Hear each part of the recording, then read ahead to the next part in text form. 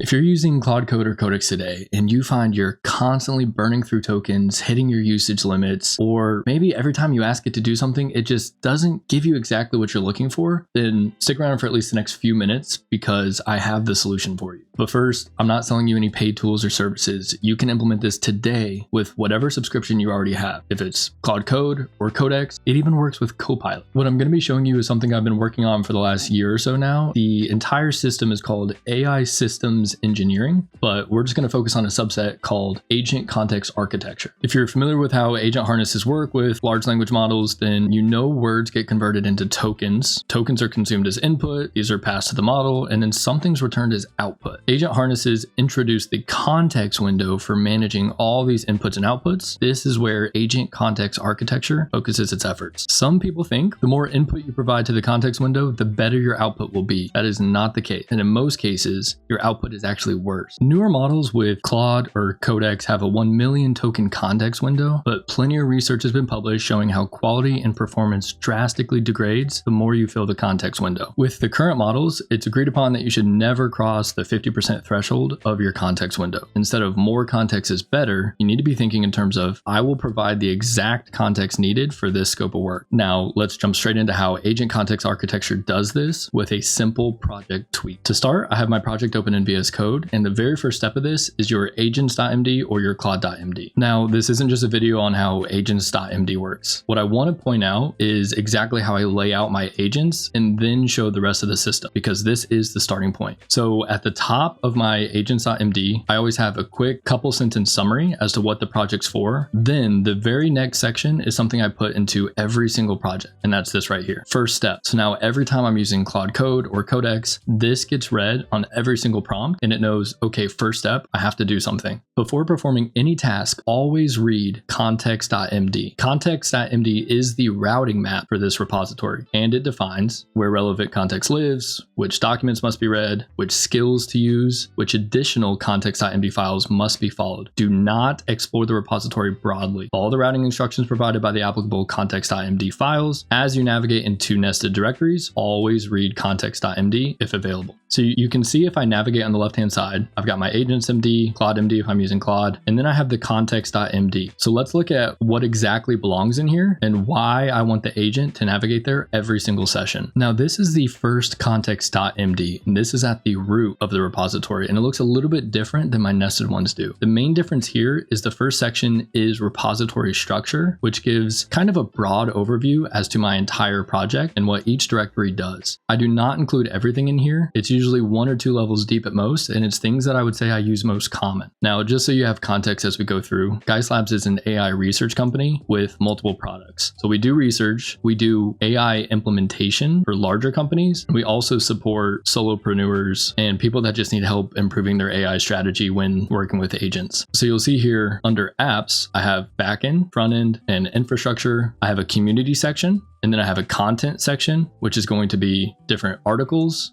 blog posts, ideation, for example, posts for X, and YouTube, which is what I used as a starting place for this exact video. Then, of course, we have business operations, the different products, for example, that I was talking about, templates that I'm working on, and then the research section. To keep aligned with Geist Labs as a whole, the brand positioning, etc., we have a strategy section. And then lastly, the product that I already mentioned, workshops. This is where we actually go to enterprises or small companies and help them with their AI enablement strategy. Like I said, this might look a lot different than yours because it is a mono repo. Yours might just be an XJS project, or it might just be back-end code. This is still going to apply. But as of late, I do prefer the monorepo strategy because I can keep all of the required information in one location as opposed to having to duplicate some of these documents. So again, this top level repository structure, I only do this in my root level. Everything else, all the other context.md files look a lot more like this, where you just have a path routing. When working in any directory, read that directory's context.md first if it exists. You'll notice back in agents.md, we said the same thing. Now, I format this as a markdown table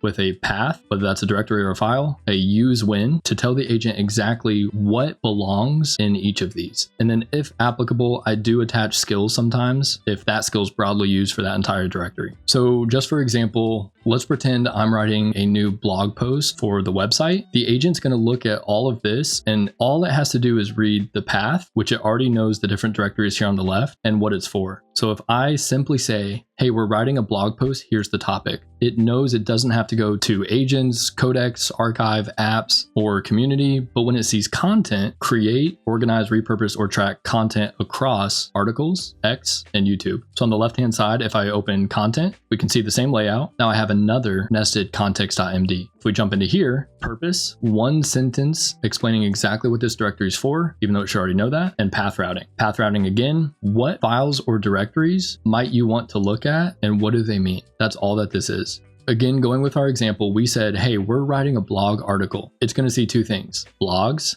and so it's going to know to navigate into this directory, and writingquality.md applies shared prose quality standards across blogs, X, and YouTube. So now my agent's going to pull these two things, this markdown file for writing quality and this directory for blogs. First, let's look at writing quality. You'll see something at the very top. Every single markdown file uses a front matter. And I try to keep a very consistent schema for my front matter, but that part's not the most important. What we want is at least a name, preferably a type, and a description. Name and description is by far the most important. So it knows the name of the file. This is the more logical name. So if you're prompting with your voice, for example, you might say something like writing quality. And the description instantly tells the agent what this entire file is about without having to read the whole file. So if it does navigate to a file and the first thing it reads is the front matter and it ends up not being the file that it should have navigated to, then it's not going to consume the entire file into context. However, if it is what it's looking for, it's already confirmed it, and now it can move on to actually reading the important content inside of this file. Now jumping back to context, we've read writingquality.md, and then we know the next section to go to is blogs. So if I open blogs, we once again have two new things, context.md and a writingvoice.md, blog writing style to be followed. So yes, the directory above it has a writing quality. This is going to be more broadly scoped across the different content strategies. This writingvoice.md is strictly for blog and article writing. Then we have two things. We have a drafts directory and a published directory. And you can see when I get to these directories, I finally have a skill defined here, which AI agents are very good at finding skills because they also use the front matter strategy. But this is just a way to be slightly more explicit if I really want it to use this skill if it's working in the drafts directory. Now, blog articles is something that I do quite a bit of within this framework. So I do have a skill dedicated to writing blogs. And within that skill, it actually goes through different stages of writing the blog article. So that could be research curation, summarizing and combining, writing the draft, and then pausing. And once it writes the draft, I come through, tweak everything, make the edits, maybe change direction slightly. And then if I'm happy with everything, I can change the draft from draft to approve. And then the next part of the skill sees that it's approved and it moves it into published. As soon as that article goes into published, it's actually ready to be pushed live to the website. And there's a whole other section of the skill that knows exactly how to take that information out of a markdown file and apply it to following the standards of the website. But even without this skill, we've walked through the exact path that an agent's going to take to get to the point where it's going to write a draft blog article. So why is any of this important? What it allows me to do is simply say, here's what we're going to do, and give it some information like a research topic. And now my agent knows where to navigate, what skills to use, and what steps to take next. What my agent is not doing is just to research a blog article. It's not reading through all these other directories I have. I have a blog section in my front-end application. However, that's not what we're doing yet. We're doing research to actually write the article. The article is not written directly into the application. It is first written out here under content and blogs. The agent knows exactly how to do this because of the context.md setup, and it knows how to write it in my voice thanks to these other files such as writing voice, where I have a front matter up top. So that is the high level setup and a quick walkthrough into how this works. I want you to give that a try. What I would suggest first is add this first step section to your agents.md and then create a context.md file in your root location. Once you do that, you don't have to fill it out with everything like I did already, but what you can do is point it to just one of your directories and tell it use this when XYZ, and then test it out. Open up Cloud Code or Codex and say, I want you to do XYZ, and watch how it immediately navigates to the location you provided. That is step one. Once you see that this is possible, you're going to want to start implementing this strategy into all your different locations. I would encourage you to use markdown backlinks as opposed to just writing the directory name, because although the agent can definitely find it with just the directory name, backlinks automatically link to where it needs to go.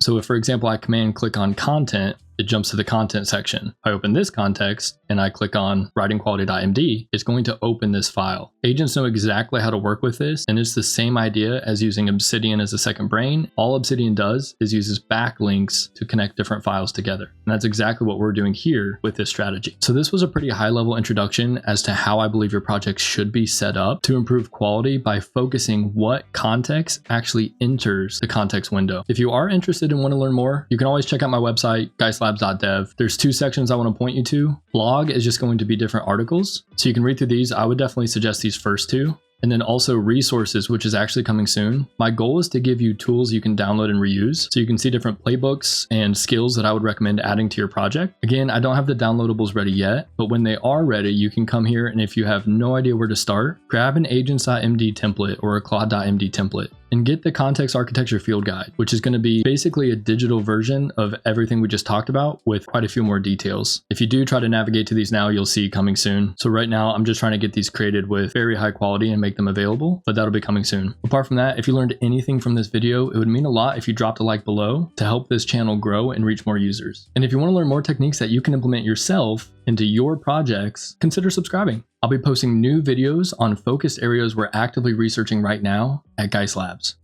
So stay tuned.